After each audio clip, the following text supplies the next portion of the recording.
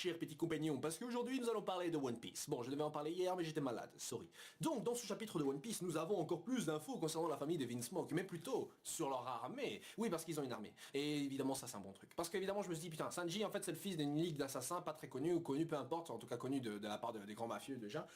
Mais quoi, ils sont quoi, 5, 6, pourquoi pas, c'est peut-être les futurs adversaires de l'arc, allez savoir.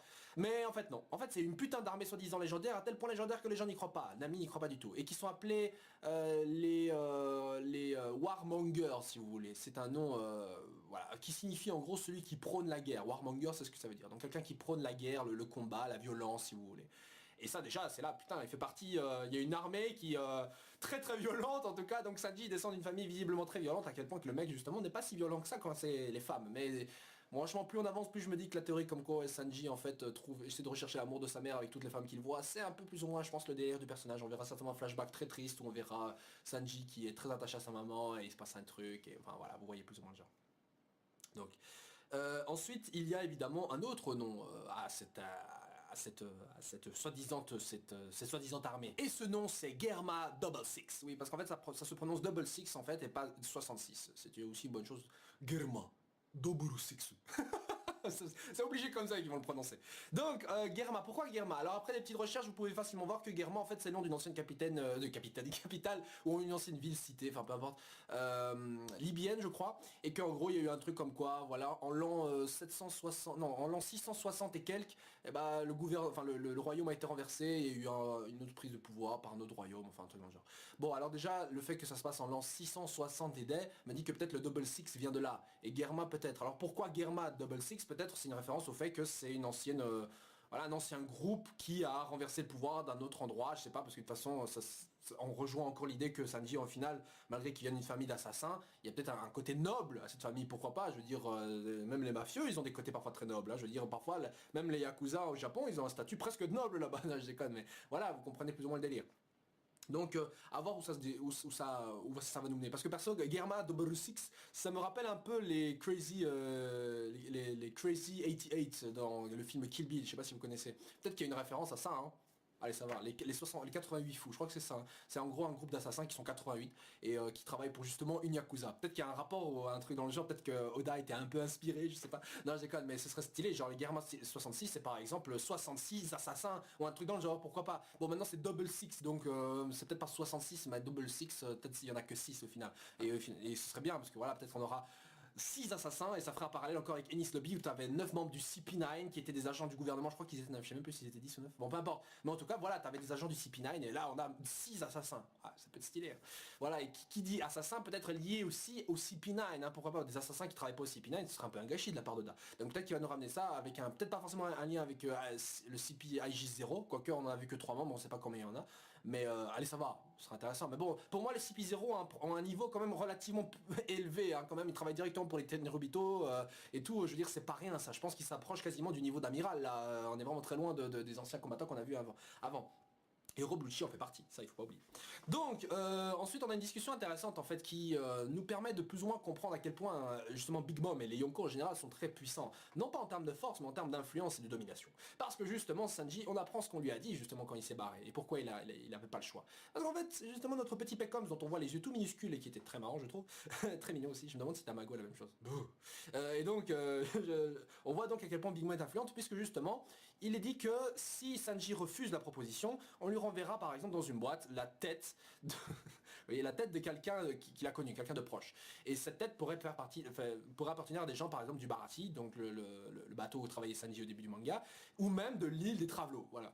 Et justement, ça surprend un peu le fait que, quoi, comment t'es au courant? Parce que déjà Sanji qui soit allé, le fait que Sanji soit allé dans l'île des Travelots et qu'il s'est entraîné là-bas et tout, c'est censé être un secret, je veux dire, personne n'est au courant, je veux dire, voilà, je pense que quasiment personne ne sait que Zoro s'est entraîné par exemple avec Mio, comment que celui-ci l'ait dit, ou Perona l'ait dit, mais voilà, c'est des trucs que personne n'est censé savoir, si ce n'est Kuma. Voilà, donc de ce fait-là, on montre que Big Mom avait quand même une influence assez importante. Et que justement pour être à Yonko, il suffit pas d'être puissant, mais aussi justement avoir une sorte de réseau d'infos, il faut être au courant des choses. Et si elle est au courant de trucs pour Sanji, elle est peut-être forcément aussi au courant elle est forcément au courant de trucs sur le reste de l'équipage, comme Luffy, etc. Hein, je pense que Big Mom avait déjà montré qu'elle avait déjà un peu d'intérêt pour Luffy, peut-être par rapport à son nom, le D, ou parce que justement elle est liée à Garp, et qu'elle connaît un peu Garp, je sais pas, c'est plus, parce que je suppose que Big Mom est assez âgé, peut-être pas aussi âgé que Garp, mais qu'il y a un lien peut-être, allez savoir. Imaginez que les deux aient flirté dans leur jeunesse. Oh Ah non, s'il vous plaît. Bref, voilà, donc je trouvais ça très important, comme quoi justement, mais comme ça s'appelle ça, this is the power, c'est le pouvoir, Mugiwara, c'est ça qu'on appelle le pouvoir, et c'est bien. Donc ceux qui voyaient Luffy comme un Yonko, c'est vrai que niveau puissance, on pourra encore discuter le fait que voilà, tout ce qu'il lui reste à faire, c'est vaincre un Yonko pour avoir la puissance d'un Yonko, enfin pour qu'on puisse établir qu'il a la force d'un Yonko. D'un autre côté, je me dis que ouais, ok, il manque quand même le réseau d'infos de Luffy, il manque quand même ce truc de domination. Et je ne vois pas avoir ça perso, je ne vois pas d'avoir ça en dehors de son équipage. Je veux dire que concernant les pirates alliés là, de sa flotte, bah c'est pareil, il leur a dit allez faire ce que vous voulez, faites ce que vous voulez, je m'en fous, il leur a pas donné des ordres. Hein, et c'est plus ou moins dans ce truc là que je vois pas Luffy devenir un super chef de grande flotte. Je vois plus se limiter à son petit équipage, tranquille, un peu comme Goldie Roger. Goldie Roger il avait pas de flotte hein, quand il a affronté par exemple Golden Shiki. Hein, et en plus ça c'est canon à la base. Enfin soit, mais je le vois, il avait pas de flotte, hein, il avait juste un équipage classique. Et c'est comme ça qu'on va rester je pense. Mais bon, Luffy là il a une flotte, mais c'est une flotte non officielle. En gros, c'est une flotte, il leur demande pas de le faire, de bosser pour lui, mais ils vont quand même le faire. Donc du coup ça règle un peu, ça permet justement de satisfaire un peu les deux camps. Bref. Donc Luffy a une proposition aussi, vu qu'il comprend que justement s'il y a ce mariage, bah, Sanji techniquement ne se fera plus partie de l'équipage et techniquement Luffy sera en quelque sorte affiliée sous les ordres quasiment de Big Mom, ce qui est justement tout bénéf pour elle, mais bon elle imagine pas Luffy refuser évidemment, la meuf elle va penser c'est bon il y a le mariage, c'est foutu, il va jamais oser venir se battre lui-même, il m'a défié avec il avait une grande bouche mais il viendra pas lui-même, et bah si justement Big Mom, parce que Luffy propose à Pecoms de venir avec lui seul et s'infiltrer donc à la Tea Party pour voir un peu ce que Sanji a à en dire. Et je pense que donc je trouve ça bien et pas bien en même temps. En fait je trouve ça sympa parce que ça permet à Luffy justement de... Enfin, ça permet de centrer l'attention sur Luffy déjà parce que c'est le héros, il peut pas s'en séparer visiblement, et c'est une bonne chose, donc je parle de Oda. Hein. Mais en même temps, ça nous permet de se concentrer uniquement sur Sanji qui avait, c'est vrai, pas eu beaucoup de développement ces temps-ci. Enfin, on n'avait pas beaucoup de screen time, si je veux dire. Enfin, en dehors du fait de sa révélation, je veux dire, avant ça, on n'avait pas eu l'occasion de le revoir, surtout parce qu'on était concentré sur Dressrosa. Et c'est pour ça que j'en viens au moment aux éléments qui me font pas trop plaisir, parce que justement, ça veut dire qu'on verra peut-être pas non plus Nami, ouais, Chopper, Brook, voilà, c'est des persos que je voulais revoir. Et d'ailleurs, l'auteur, je pense, avait dit qu'il avait l'intention de les remettre en avant en dehors du fait que cette année allait être l'année de Sanji. Et donc voilà, je me suis dit qu'on allait peut-être l'avoir, mais le fait que Luffy veut se casser tout seul, ça veut dire qu'on va laisser les autres derrière. Et je trouve ça dommage. J'aurais dit plutôt que voilà, que Nami vienne par exemple, parce que voilà, Nami, Sanji, il y a forcément un lien qui les rapproche tous les deux, en dehors du fait que ce soit des premiers Nakama. Et enfin, quand je dis premiers Nakama, c'est en gros des Nakama avant Grand Line, c'est ça que je veux dire. Des Nakama Prime. Et Chopper et Brook, pareil, je veux dire, Brook déjà, c'est un perso qui a eu, je voulais avoir plus, j'espère, je voulais plus de développement pour lui, pardon. Surtout qu'il essaie visiblement des choses aussi sur la famille Vince Smoke, peut-être plus qu'on pourrait supposer. Certains disent que apparemment l'équipage de Brook aurait peut-être été tué par des membres de la famille Vince Smoke. Et c'est très probable, ça créerait un lien justement entre les deux persos. Et ça permettrait de mettre Brook un peu plus en avant. Donc le fait de l'intégrer dans cette infiltration, pourquoi pas. Et Chopper, bah Chopper, parce que je sais pas, Chopper c'est le médecin. Voilà, j'en sais rien, mais bon là, visiblement, justement, il a plus de raisons de rester sur Zo que venir. Donc voilà, Brook, Nami et Luffy, ça ferait 3 membres très intéressants, ça fait pas beaucoup. Donc il pourrait y avoir quand même une infiltration, allez savoir. En plus, Brook avec son pouvoir qui lui permet de séparer son âme de son squelette et qui peut aller voir par-ci par-là, ce serait très utile, enfin je trouve, merde. Bon. Mais si le fils se casse effectivement tout seul, ça ne veut pas pour autant dire que ça va être super nul. Parce que justement, s'il va là-bas, il y a de grandes chances justement qu'il revoie Jinbei. Et Jinbei, vous savez, c'est encore un membre pas tout à fait officiel des Mugiwara, mais pourtant, il va en faire partie. Et pour moi, c'est clair. Jinbei est pour moi un membre des Mugiwara, déjà. Pour moi, c'est juste qu'il n'a pas eu le temps de rester avec eux. Et il avait dit, je crois qu'il allait revenir quand il réglera des petits trucs avec Big Mom. Et c'est vrai qu'on a déjà vu les aventures dans les pages cover où le mec trouvait carrément un poneglyph et tout. Enfin, je crois. Donc, de ce fait-là, le fait de le revoir, ce serait très intéressant. Et en plus, ça ferait un allié sur place de Luffy. On aurait donc ouais Luffy, on aurait justement Jinbei et Sanji, ça ferait un trio très intéressant. D'ailleurs c'est assez marrant de savoir à quel point justement Sanji s'est interposé entre Jinbei et Luffy à un moment donné quand ils se sont fait un coup de poing comme ça sur l'île des hommes poissons. Un signe peut-être. Bon ça. Donc l'infiltration va se produire certainement avec de gros fracas puisque Luffy c'est pas non plus le plus grand des discrets.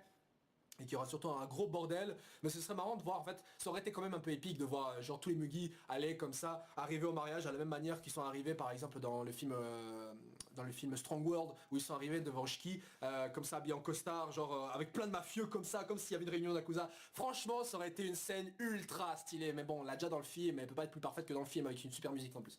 Donc, je pense pas qu'on verra ça. Je pense que le film va effectivement s'infiltrer.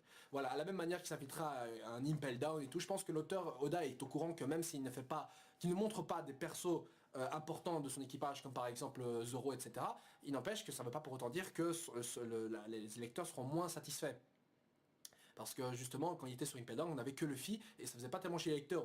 Au contraire, justement, quand il était aussi sur l'île des femmes, l'île des Amazones, bah les lecteurs n'étaient pas forcément mécontents non plus. Mais en même temps, Oda a eu l'intelligence, enfin en même temps, Oda c'est un peu le génie, mais Oda a quand même réuni et ramené des personnages du passé, genre Baggy, etc. via Impel Down. Et donc le fait qu'on va vers la Tea Party, qui est justement une grosse fête, où on a invité plein de grosses pointures du Nouveau Monde, me fait dire qu'on verra alors d'autres personnages très connus et qui nous font plaisir, genre Baggy, encore une fois.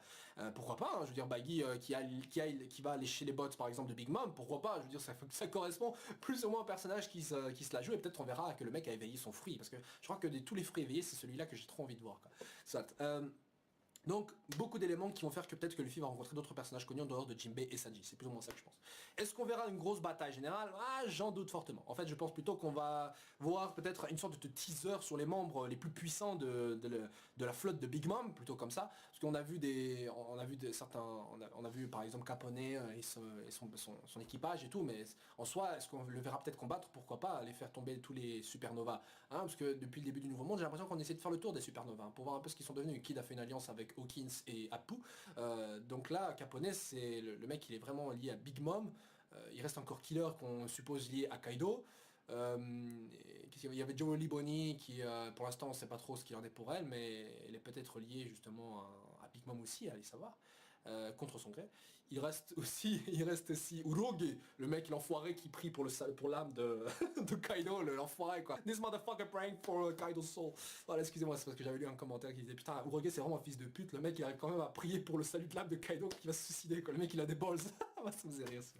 Excusez-moi, je m'emporte. Bon, qu'est-ce que je voulais dire? Oui.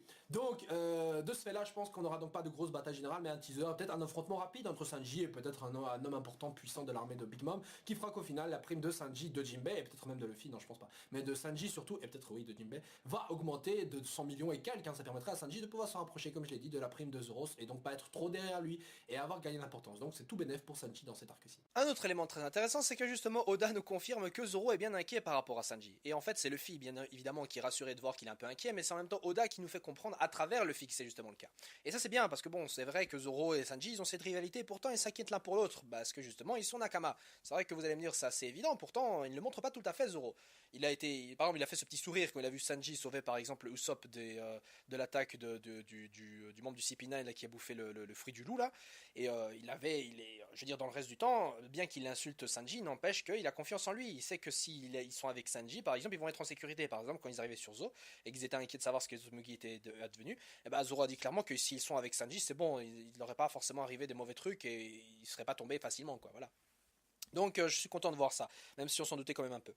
Ensuite, par rapport à Trafalgar Law, que dire, si ce n'est que le personnage s'inquiète aussi quand même un peu par rapport à Sanji, et pas uniquement, puisqu'il s'inquiète aussi du sort du pays. Parce que justement, les mecs se disent que de toute façon, tôt ou tard, Kaido donc, va venir à leur trousse, mais que justement, s'ils reviennent attaquer, le pays, qu'est-ce qui va arriver au pays? Ils se feront attaquer encore une fois, et se feront détruire alors qu'ils sont déjà quasiment baisés quand même. Donc de ce côté-là, Trafalgar s'inquiète. Et ça, c'est une bonne chose, parce que le personnage au début était une sorte de calculateur froid et distant. Pourtant, à travers les arcs qui ont suivi, et à travers surtout l'arc de Dressrosa, le mec s'est un peu adouci, s'est rapproché de Luffy. De cela, leur alliance professionnelle, au final, commence à devenir plus ou moins une sorte de petite amitié en quelque sorte. Et justement, donc, on verrait peut-être Law par la suite aider Luffy dans des choses qui n'ont peut-être pas forcément un rapport avec Kaido. Bon, évidemment, sans pour autant déconner, mais qui ont tout de même un rapport avec Luffy et ses aventures, donc c'est-à-dire la Big Mom. Est-ce qu'il lira l'idée donc avec les membres de son équipage? Ça, je n'en sais absolument rien et ça en verra bien par la suite. Mais il n'empêche que voir cette progression au niveau mentalité des personnages, c'est tout de même agréable à voir. Bon, alors après on a évidemment un petit retour sur les autres personnages. Évidemment, je parle des samouraïs, parce que les mecs en fait étaient en train d'escalader des eaux depuis très longtemps et ils sont en train d'arriver. Le truc c'est qu'on avait donc Brook, Franky et Robin qui se dénomment les adultes de l'équipe, qui justement par ce stade-ci, je crois que Zoro aussi est adulte, enfin je crois, je sais plus. Non, bon bref. Donc ils sont là parce qu'ils veulent empêcher les samouraïs d'entrer dans le pays, tout simplement parce que justement les Minkmen, ils ont une horreur, ils ont peur ils ont une horreur des samouraïs. C'est un peu à cause d'eux, justement, que leur pays, et qui une civilisation si belle, a été ravagée par un pirate comme Jack. Et donc ils sont là pour les empêcher d'entrer. Le problème c'est qu'ils se sont endormis comme des couillons, et justement Kanjuro et Kinemon arrivent à ce moment-là. Ils arrivent en compagnie de ce petit singe, Monsieur Hette, qui à la première occasion s'enfuit parce que le mec il a peur quand même d'eux et s'enfuit justement pour les prévenir de l'arrivée de samouraïs, parce que lui il est au courant de rien. Donc visiblement ce petit singe n'est totalement et définitivement pas Raizo. Pourtant, il finit ses phrases quand même avec des gozaleux. Et les gozaleux, c'est, je crois, une ancienne manière, c'est une sorte de suffixe dans les phrases qu'on utilise pour pour donner une sorte de connotation, genre quelqu'un qui parle comme un samouraï, un truc comme ça. Et ça me rappelle donc un autre personnage de l'anime Prison School, je parle évidemment de Gakto qui fait la même chose et qui finit par ses phrases par Gozaru. Nandeto Gozaru, voilà, un truc comme ça. Voilà, donc du coup je me dis que quelque chose donc va se produire assez violemment entre les Mugi et les Minkmen, peut-être justement que les Minkmen vont redevenir des méchants et vont peut-être se retourner contre les Mugi, pourquoi pas, mais bon on voit Franky qui par exemple dit exactement la chose que je pensais, qu'il n'a pas vraiment le cœur à les combattre, et clairement je vois pas les Mugi combattre les Minkmen, donc peut-être de la méfiance entre les Minkmen, peut-être des moments Voilà, en plus les Minkmen sont blessés, donc ça ne sera même pas un combat intéressant. Même Nekomamushi, putain le mec il est là, il se fait trucider la gueule, pourtant le mec il est quand même là chaud à faire la fête, hein. Je le trouve trop mignon en plus ce chat. Bref, quoi dire d'autre si ce n'est que c'est un gros Garfield. Voilà, donc le chapitre se termine là-dessus, donc un Luffy qui va visiblement aller se faire et soloter tout seul Big Mom, non je déconne, mais en gros peut-être va-t-on revoir Jim, mais dites-moi ce que vous pensez donc de ce chapitre, voilà c'était tout pour mon analyse de ce chapitre, c'est une agréable semaine, parce que justement Oda ne fait pas de pause, putain, mais c'est un... Le mec il a regagné de la santé, hein, ça lui a... Je suis content qu'il s'est pris ces petites pauses, surtout que les chapitres récemment étaient vraiment excellents, donc je pense qu'on va se diriger de nouveau vers des chapitres super stylés. Voilà, sur ce les gens, ciao ciao, et à la semaine prochaine.